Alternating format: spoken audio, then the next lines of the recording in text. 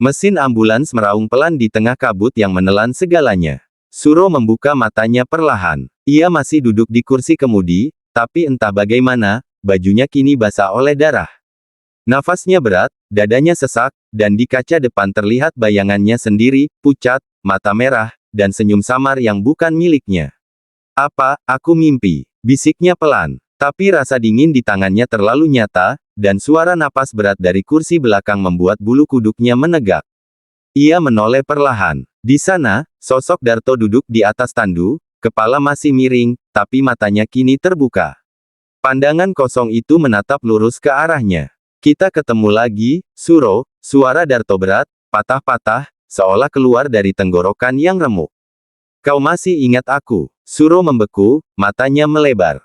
Tidak mungkin, Darto." Sosok itu tersenyum kecil. "Kau lupa, 5 tahun lalu, di tikungan Kaliwedi juga.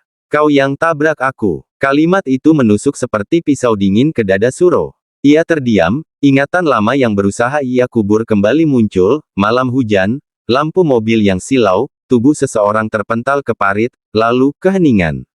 "Tidak, itu bukan salahku, aku tidak sengaja," teriak Suro, tapi suaranya sendiri terdengar hampa. Darto perlahan bangkit dari tandu, darah menetes dari luka di kepalanya. "Kau pergi malam itu, Suro. Kau tinggalkan aku di jalan. Tak ada yang bantu." Suro gemetar, air matanya menetes. Aku takut ditangkap, aku cuma..." Namun Darto mendekat, langkahnya berat, menyeret. "Dan sekarang, kau antar aku pulang, tapi ternyata, kau juga belum selesai dengan jalan itu." Di luar, petir menyambar lagi, memperlihatkan pemandangan aneh. Pohon-pohon di tepi jalan kini hangus, jalanan penuh kabut, dan papan bertuliskan, "Kaliwedi 2 km, kini rusak," tertulis ulang dengan darah menjadi, "Kematian 2 km." Suro mencoba membuka pintu ambulans, tapi pegangan tak bisa digerakkan. Ia menendang keras, namun pintu itu seolah menyatu dengan dinding. Darto kini berdiri di belakangnya, menatap dari bayangan. "Tak ada jalan pulang, Suro. Kau terjebak di jalan yang sama tempat aku mati." "Tidak, aku masih hidup," Suro menjerit, memukul-mukul setir. Tapi jarum penunjuk bensin, jam, dan suhu mesin semuanya berhenti di angka yang sama, 23:47, waktu kecelakaan Darto terjadi 5 tahun lalu. Suara Darto semakin dekat, berbisik di telinganya, "Kau ingin bebas? Maka antar aku pulang ke tempat aku dikubur malam itu, tapi ingat, satu dari kita tak akan kembali." Mesin ambulans kembali menyala sendiri, tanpa Suro menyentuh kuncinya. Lampu depan berkedip lemah, menembus kabut pekat yang menggantung di sepanjang jalan.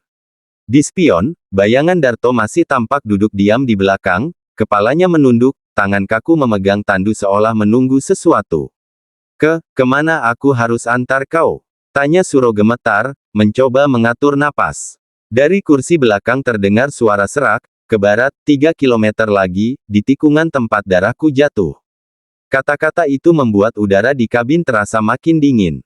Suro menatap jarak tempuh di panel mobil, lalu menekan pedal gas perlahan. Ambulans meluncur maju menembus malam yang terasa tak berujung. Namun setiap meter yang ia lewati, dunia di luar berubah perlahan, pepohonan bergoyang meski tanpa angin, dan di antara batangnya tampak bayangan orang-orang menatap tanpa wajah.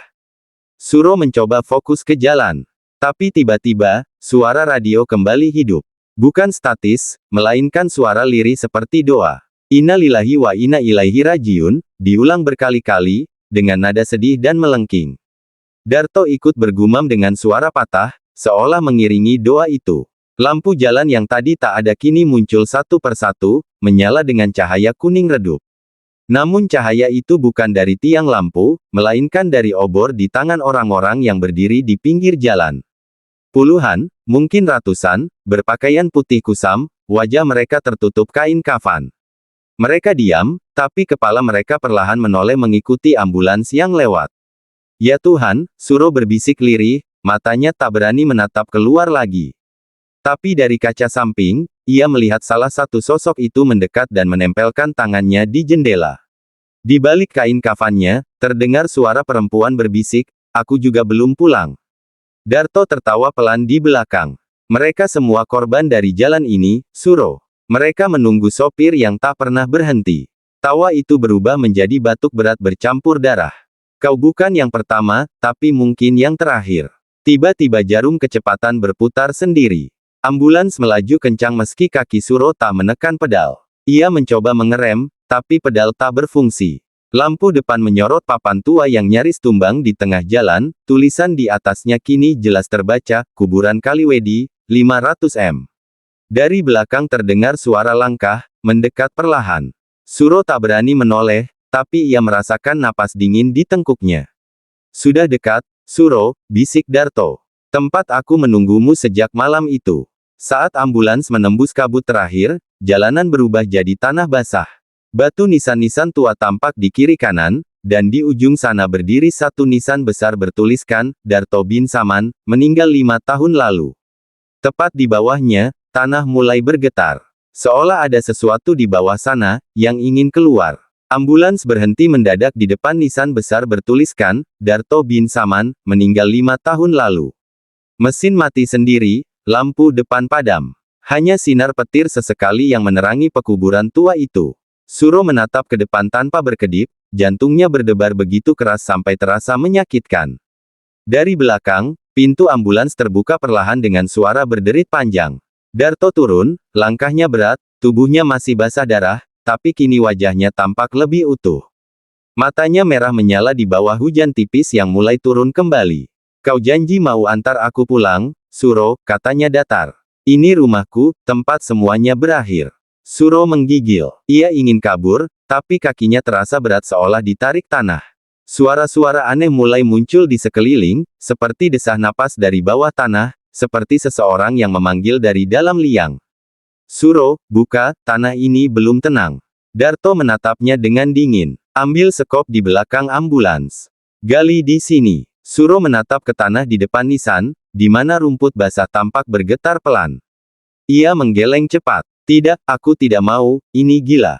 Namun saat ia menolak, udara di sekelilingnya berubah. Angin berhenti, suara azan yang tak selesai tadi muncul lagi dari kejauhan. Allahu Akbar, berulang tanpa akhir. Suro menutup telinganya, tapi suaranya tetap terdengar di dalam kepala. Lalu, tangan Darto mengangkat perlahan, menunjuk tanah itu. Dari dalam tanah terdengar suara keras, duk, seolah ada yang menghantam dari bawah. Lalu tanah itu mulai merekah sedikit, mengeluarkan bau busuk yang menusuk hidung. Suro jatuh berlutut, menatap ngeri saat dari retakan tanah itu muncul jari-jari tangan membusuk yang menggenggam udara. Tolong aku, suara lemah terdengar. Suara itu, suara Darto. Tapi bukan dari sosok di hadapannya, melainkan dari bawah tanah. Suro menatap Darto yang berdiri di atasnya, sosok itu kini tersenyum keji. Yang di bawah itu tubuhku, Suro. Tapi yang kau lihat di depanmu, hanyalah bayangan dendamku. Suro menangis, menutup wajahnya. Aku minta maaf, Darto. Aku menyesal. Aku tak sengaja, teriakannya dipotong oleh suara tanah yang pecah lebih besar. Tangan busuk itu kini muncul seluruhnya, lalu kepala yang hancur perlahan keluar dari kubur, menatapnya. Dua Darto berdiri di hadapannya, satu dari tanah, satu dari kegelapan. Pilih, Suro, kata Darto yang di luar. Bantu aku kembali ke tempatku, atau kau yang akan menggantikannya di dalam sana. Tanah di bawah Suro mulai terbuka, menyeret kaki hingga betis. Ia berteriak histeris, mencoba meraih pintu ambulans, tapi tubuhnya makin tertarik ke dalam. Dalam keputusasaan, Suro menjerit, aku akan bantu. Aku akan kubur kau kembali, Darto. Tapi lepaskan aku. Hujan mengguyur deras. Petir menyambar nisan besar hingga retak, dan sesaat kemudian, kedua sosok Darto itu menghilang, meninggalkan Suro sendirian di tengah kuburan yang kini benar-benar terbuka. Hujan mengguyur deras, membasahi tanah kubur yang kini terbuka lebar. Petir berulang kali menyambar di kejauhan, memantulkan cahaya singkat ke wajah Suro yang pucat dan ketakutan. Tangannya gemetar ketika menggenggam sekop berkarat yang ia temukan di belakang ambulans. Tanah di hadapannya terus bergetar seperti bernapas. Kau janji, Suro, suara Darto menggema dari entah di mana. Kadang terdengar dari bawah tanah, kadang dari arah pohon-pohon besar di sekitar kuburan. Kau janji bantu aku pulang. Suro menghela napas berat, menelan ludah, lalu mulai menggali. Sekali, dua kali, tiga kali, setiap ayunan sekop terasa berat, seolah tanah menolak untuk dibuka. Namun begitu sekop keempat menghantam tanah, sesuatu yang keras berbunyi, tuk. Ia berhenti. Lampu ambulans yang masih menyala samar bergetar, dan dari dalam liang mulai muncul aroma busuk yang lebih tajam. Suro menunduk, menyipitkan mata untuk melihat lebih jelas. Ada sesuatu di sana, bukan tulang, bukan kayu, tapi seolah potongan kain kemeja. Ia berjongkok, meraih ujung kain itu dengan hati-hati. Saat ia menariknya keluar, napasnya tertahan, itu kemejanya sendiri. Warna, robekan, bahkan noda di saku kirinya sama persis dengan yang sedang ia kenakan. Tidak, ini tidak mungkin. Ia menggali lebih cepat, panik. Tanah berceceran kemana-mana, hujan makin deras, dan di sela gumpalan lumpur mulai muncul bagian tubuh. Sebuah tangan, kulitnya pucat dan membiru, jarinya masih menggenggam rosario kecil, rosario yang juga ada di tangan Suro saat ini. Tubuhnya melemas. Ia mundur beberapa langkah, tapi tanah di belakangnya tiba-tiba amblas, membuatnya jatuh ke dalam lubang. Sekopnya terlempar. Ia menatap ke bawah, tubuh yang ia gali kini utuh terlihat, dengan wajah yang sama persis seperti dirinya. Wajah Suro, matanya terbuka, menatap lurus ke atas. Kau akhirnya lihat, Suro, suara Darto muncul lagi, kini jelas dari belakang. Sosok berdarah itu berdiri di tepi liang, menatap ke bawah dengan senyum dingin. Malam itu kau bukan cuma menabrakku. Kau juga mati bersama aku. Tapi rohmu, menolak pergi. Suro mencoba memanjat keluar, tapi dinding liang licin. Setiap kali ia mencoba naik, tangannya terpegang sesuatu yang lembek, potongan tubuhnya sendiri yang terurai. Ia menjerit histeris, tapi suaranya tenggelam oleh petir. Darto menatapnya tanpa belas kasihan. Sekarang kau tahu kenapa jalan itu tak pernah berakhir, bisik Darto. Kita berdua dikutuk di sini, antara dunia dan kematian. Tanah mulai menutup perlahan, menelan kaki Suro. Dari dalam ambulans, sirine menyala sendiri, meraung panjang, seolah meratapi dua arwah yang tak akan pernah benar-benar pulang. Hujan belum juga berhenti. Kilat menyambar lagi, menerangi tanah kubur yang kini tertutup separuh. Dari dalam liang, Suro masih berusaha keluar, tapi setiap gerakannya makin lemah. Lumpur menelan tubuhnya perlahan, sementara wajahnya yang sama persis, mayat dirinya, menatap balik dari bawah tanah. Dua sosok yang tak bisa dibedakan, satu hidup, satu mati. Di atas liang, Darto berdiri tanpa ekspresi. Tubuhnya remuk, tapi matanya kini memancarkan ketenangan aneh. Sudah selesai, Suro, sekarang giliranmu istirahat. Aku sudah di rumahku. Kau pun akan segera sampai. Petir menyambar lagi, dan untuk sesaat, waktu seolah berhenti. Suro terdiam, tubuhnya tak bisa digerakkan lagi. Dari langit turun hujan darah, butiran merah kecil yang menodai nisan-nisan di sekitar. Suara azan yang tak pernah selesai tadi kini terdengar jelas di dekat telinganya, namun kali ini dengan suara yang ia kenal, suara dirinya sendiri. Dalam detik berikutnya, tanah kuburan menutup sepenuhnya. Tak ada lagi jeritan, hanya genangan air dan lumpur yang beriak pelan. Darto menatap liang itu untuk terakhir kalinya, lalu berbalik menuju ambulans. Ketika ia membuka pintu belakang, di dalam sudah tidak ada tandu, tidak ada tirai putih, hanya kegelapan. Namun begitu ia masuk, lampu rotator menyala dengan sendirinya. Mesin hidup, dan sirine meraung panjang. Darto duduk di kursi sopir, menatap kaca depan yang retak, lalu tersenyum samar. Di kaca itu, pantulannya bukan lagi dirinya, melainkan Suro. Matanya kosong, wajahnya kaku. Ia mengenakan seragam sopir, tangannya memegang setir. Darto berbisik lirih, sekarang kau gantian yang antar, Suro. Giliranku istirahat. Ambulans itu perlahan melaju keluar dari area kuburan. Ban meninggalkan jejak merah di tanah.